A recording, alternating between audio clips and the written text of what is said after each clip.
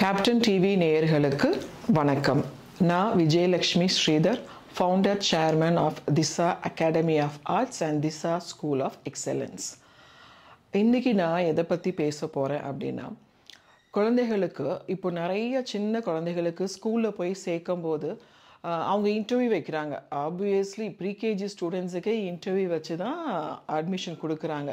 Colours identification, shapes இதெல்லாம் சொல்ல தெரியுமா அப்படின்னு செக் பண்ணிட்டு தான் எடுத்துக்கிறாங்க. அப்படி கேட்கும் பட்சத்தில் அந்த குழந்தைகளுக்கு பேச வரலை அப்படின்னா அவங்க சேர்த்துக்கிறது இல்லை. எதனால் இந்த பிரச்சனை? இதுக்கு ஒரு 10 வருஷத்துக்கு முன்னாலெல்லாம் இல்லை. இப்போ நிறைய குழந்தைகள் 5 வயசு ஆகியும் பேச மாட்டேன்றாங்க. அது எதனால் அப்படின்னு பார்த்தீங்கன்னா, ஒரே விஷயந்தாங்க, மொபைல் ஃபோன்ஸ். என்றைக்கு நாம் குழந்தை சாப்பிட மாட்டேங்குது அப்படின்னு சொல்லி கையில் மொபைல் கொடுத்தோமோ, தூங்க மாட்டேங்குது, ஏதாவது ஒரு விஷயத்தை கேட்டு அடம் பிடிக்கும் போது சரி பண்ணுறதுக்காக மொபைல் கொடுத்தோமோ, அன்னைக்கு ஆரம்பித்த பிரச்சனை தான் இந்த பேச்சு கம்மியாக இருக்கிறது. 2.5 வயசு குழந்தைலாம் அவ்வளோ அழகாக பேசிகிட்டு இருந்த காலம் போய் இப்போ 5 வயசு ஆகியும் அம்மா அப்பாவே அப்போ தான் சொல்ல ஆரம்பிக்காங்க. இதற்கு காரணம் மொபைல் ஃபோனில் ஒரு சைடு மட்டும்தான் பேசும். ஓகேவா? டிவியில் உள்ளவங்க, மொபைலில் உள்ளவங்க பேசுகிறது மட்டும்தான் இந்த குழந்தைக்கு பேசுகிறதுக்கான சான்ஸே கிடைக்காது. இப்போ அதே இது தாத்தா பாட்டிகிட்டையோ கசின் கிட்டே யார்கிட்டையோ பேசும்போது, இவங்க ஒரு கண்டென்ட் பேசும்போது எதிர்க்க இருக்கிறவங்க ஒரு கேள்வி கேட்பாங்க. அப்போ இவங்களுக்கு ஆன்சர் பண்ணுறதுக்கான ஒரு வாய்ப்பு கிடைக்கும். மொபைலில் அப்படி கிடைக்குமா? கிடைக்காது. மொபைலில் உள்ளது மட்டும்தான் பேசிகிட்டே இருக்கும், இந்த குழந்தை பார்த்துட்டே இருக்கும். ஸோ அந்த பேசுகிறது ரொம்பவே அளவு கம்மியாக ஆயிடுச்சு. அண்ட் மோரோவர், இந்த குழந்தைக்கு நம்ம பேச வேண்டாம், எல்லாமே நமக்கு ஆட்டோமேட்டிக்காக பேரண்ட்ஸ் கொடுத்துட்டே இருப்பாங்க. அழுத குழந்தைக்கு தான் பால் எடுத்து கொடுக்கணும், ஃபுட்டு கொடுக்கணும்னு ஒரு பழமொழி உண்டு.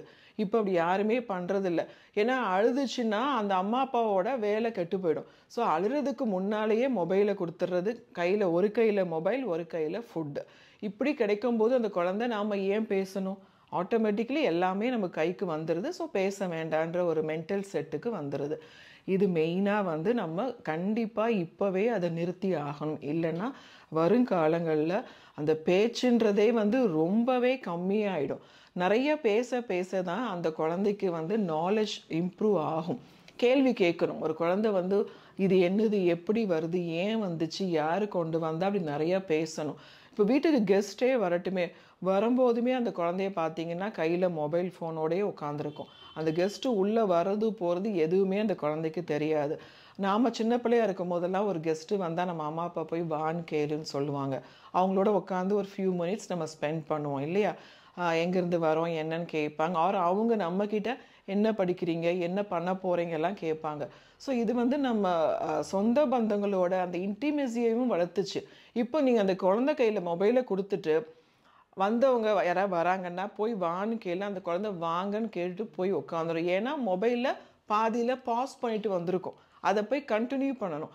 இதுக்கு அந்த ரிலேட்டிவோட பேசணுன்ற இன்டென்ஷன் எதுவுமே இருக்காது. ஸோ மொபைல் குழந்தையோட ஹெல்த் மட்டும் இல்லை, ரிலேஷன்ஷிப், மற்றவங்களோட பேசுகிறது, கனெக்ஷன் எல்லாத்தையுமே கட் பண்ணுது. இப்போ நீங்கள் ஸ்கூலில் போயிட்டு அந்த குழந்தையோட நாலேஜை வளர வைக்கணுன்னா மொபைல் கொடுக்காதீங்க, கண்டிப்பாக கொடுக்காதீங்க. நான் பழகிட்டேனே, கொஞ்சம் 2 வருஷமாக மொபைல் கொடுத்து பழகிட்டேன், இதுக்கப்புறம் அவளை கையிலேருந்து எடுத்துட்டா அவள் சாப்பிட மாட்டான்னு நீங்கள் நினைப்பீங்க. எந்த பழக்கமுமே நம்ம கையில் தான் இருக்குது. ஒரு 10 நாள் அழுவா, அடம் பிடிப்பா, கொடுக்காதீங்க. வேறு ஏதாவது டாய்ஸ் கொடுங்க. பிளாக்ஸ்லாம் இருக்குது இல்லையா, அதை கொடுத்துட்டு நீங்கள் ஃபுட்டு ஊட்டி விடுங்க. அவங்க பிளாக்ஸில் ஏதாவது ரெடி பண்ணும்போது நீங்கள் ஃபுட்டை ஊட்டி விடலாம். ஆர் கலரிங் கொடுங்க, கலர் பண்ணும்போது நீங்கள் ஊட்டி விடலாம். ஸோ மொபைலுக்கு தவிர நிறைய ஆப்ஷன்ஸ் இருக்குது. நீங்கள் எப்படி நமக்கு நிலா காட்டி சாப்பாடு ஊட்டியிருக்காங்க இல்லையா, அப்போல்லாம் குழந்தைங்க அந்த நிலாவை அவ்வளோ அழகாக பார்த்துட்டு சாப்பிட்ருக்காங்கன்னா நம்மளால ஏன் முடியாது? அதே நிலா தான், அதே அம்மா தான் இல்லையா? அம்மா நினச்சா கண்டிப்பாக எந்த கெட்ட பழக்கத்தையும் மாற்ற முடியும். மொபைல் ஃபோன் கொடுக்குறத கண்டிப்பாக ஸ்டாப் பண்ணுங்கள். பேச விடுங்க. வீட்டுக்கு வர்ற சொந்த பந்தங்களோட குழந்தைங்கள பேச விடுங்க. கொஞ்சம் கொஞ்சமாக மாற்றுங்க. 5 to 6 யாருமே மொபைல் எடுக்கக்கூடாது, எல்லோரும் வீட்டில் உள்ளவங்களாம் உட்காந்து பேசுவோன்னு. அந்த 1 மணி நேரம் அப்படின்றது கொஞ்சம் கொஞ்சமாக அப்படி இன்க்ரீஸ் பண்ணிகிட்டே போனீங்கன்னா நாளடைவில் மொபைல் தேடவே தேடாது. மொபைலை விட மற்றவங்களோட பேசுகிறது ரொம்ப பிடிச்சிருக்குன்னு சொல்கிற அளவுக்கு நம்மளால் பண்ண முடியும். சீக்கிரமே ஒரு மொபைல் ஃப்ரீ சொசைட்டியை நம்ம எல்லோரும் சேர்ந்து உருவாக்குவோம். இந்த மொபைல் பழக்கத்தினால இன்னொரு பெரிய விஷயம் குழந்தைகளை பாதிச்சுட்டு வருது. அது என்னன்னு தெரியுமா? தூக்கம். நீங்கள் கையில் மொபைலை கொடுத்துட்டு நீங்கள் நைட்டு உங்களோட எல்லா வேலைகளையும் முடிச்சுட்டு பெட்டுக்கு வர்ற வரைக்கும் அந்த குழந்தை தூங்காது. ஆக்சுவலி ஸ்கூல் போகிற குழந்தைங்க 7:30 மணிக்கெலாம் சாப்பிட்டுட்டு 8:30க்கெலாம் தூங்கணும். அப்படி தூங்குகிற குழந்தை மட்டும்தான் ஆரோக்கியமாக இருக்கும். அடுத்த நாள் ஸ்கூலில் போய் பிரிஸ்காக இருக்கும், நடத்துகிறத கவனிக்கும், எல்லா ஒர்க்லேயும் நல்ல ஈடுபாடோடு செயல்படும். ஸோ தூக்கம் ரொம்ப ரொம்ப அவசியம். நீங்கள் மொபைலை அந்த 7 மணிக்கு மேலே கையில் வச்சுருந்தா வாங்கிடுங்க. சீக்கிரமே தூங்க வைங்க. குழந்தை ரொம்ப ஆரோக்கியமாக கண்டிப்பாக இருக்கும். தேங்க்யூ.